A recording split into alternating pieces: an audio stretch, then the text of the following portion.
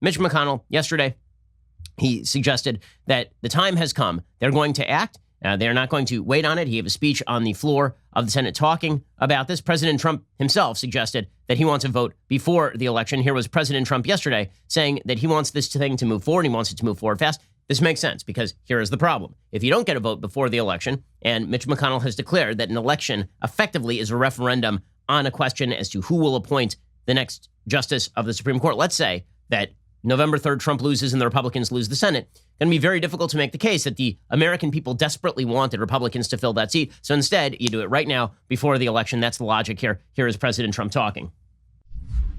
Well, I'd much rather have a vote before the election because there's a lot of work to be done, and I'd much rather have it. We have plenty of time to do it.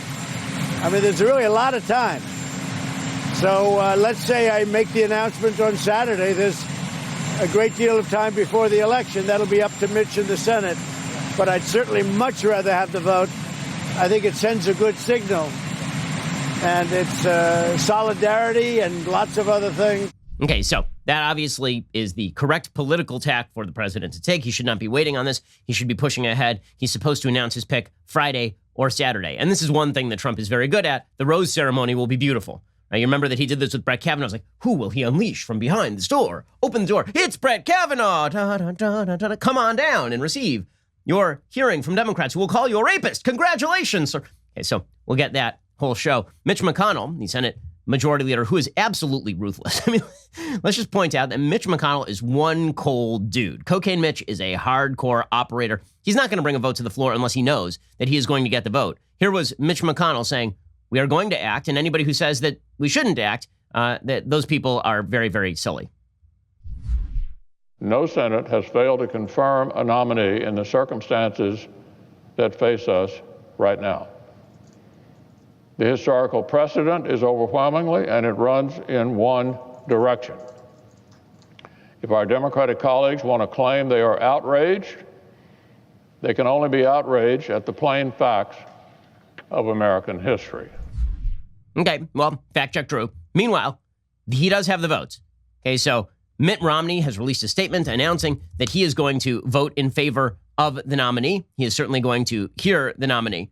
So that means that he's bad again. So for a second there, he was good. Now he's bad again. That's the way that it works with Mitt Romney. When he does the bidding of the left, then he gets the strange new respect. But the minute that he no longer does the bidding of the left, then he's as bad as he ever was, a racist who wants to put black people back in chains, as Joe Biden suggested that he was back in 2012. He put forward a statement basically saying, listen, precedent and the Constitution are pretty clear about this.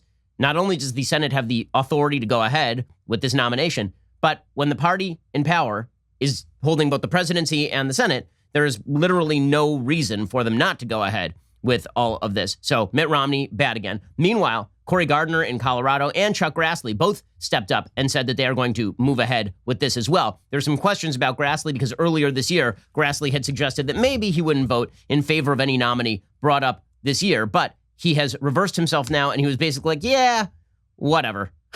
Which is, listen, all of this is kabuki theater. If Democrats were in charge of the Senate, this nominee would not get a vote. Right? We all know this.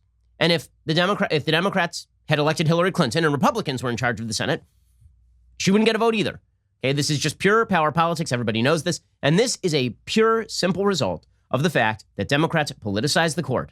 And that's what happened here. They shifted the definition of what it meant to be a Supreme Court justice from a person who interprets the text of the Constitution to a person who acts as a super legislature, giving Democrats all the things they could possibly want. In a second, I want to talk about why it feels like the country is breaking down over a Supreme Court justice.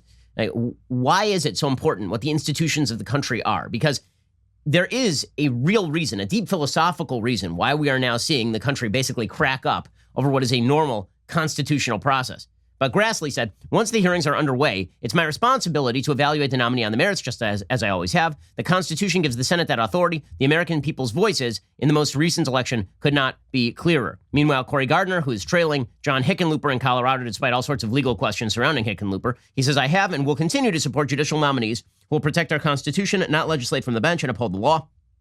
Should a qualified nominee who meets this criteria be put forward, I will vote to confirm. And again, Mitt Romney has also announced that he is going to go forward with the vote as well. So this thing is basically a done deal. Lindsey Graham was asked about this, and people got very angry at him because Lindsey Graham of course, was a big advocate in 2016 of not bringing up Merrick Garland for a vote. He said, "Dear Senators Feinstein, Leahy, Durbin, White House, Klobuchar, Coons, Blumenthal, Hirono, Booker, and Harris. Like millions of Americans, I was shocked and saddened to hear of Justice Ginsburg's death. Justice Ginsburg served honorably on the federal bench, was a trailblazer for women in the law. She will be missed." When the American people elected a Republican Senate majority in 2014, Americans did so because we committed to checking and balancing the end of President Obama's lame duck presidency. We did so. We followed the precedent that the Senate has followed for 140 years. Since the 1880s, no Senate has confirmed an opposite party president's Supreme Court nominee during an election year. Because our Senate majority committed to confirming President Trump's excellent judicial nominees, the American people expanded the Republican majority in 2018. We should honor that mandate. Also, unlike in 2016, President Trump is currently standing for re-election. The people will have a say in his choices. Lastly, and this is a key point, after the treatment of Justice Kavanaugh, I now have a very different view of the judicial confirmation process. Compare the treatment of Robert Bork, Clarence Thomas, Samuel Alito, and Brett Kavanaugh to the treatment of Sonia Sotomayor and Elena Kagan. This is right. Lindsey Graham 2.0 was basically launched by the fact that the Democrats went after Brett Kavanaugh and called him a rapist. So Lindsey Graham says my entire perspective changed after Brett Kavanaugh. And he is correct about this. All of the precedents with regard to judicial nominees were broken. And they were broken because the Democrats have a very different view of what the court ought to be. Now wait, before you go, you have to know we are moving YouTube channels. Videos like this one will only be available on my personal YouTube channel, Ben Shapiro, starting September 28th. Click on the link in the description to subscribe so you don't miss a beat.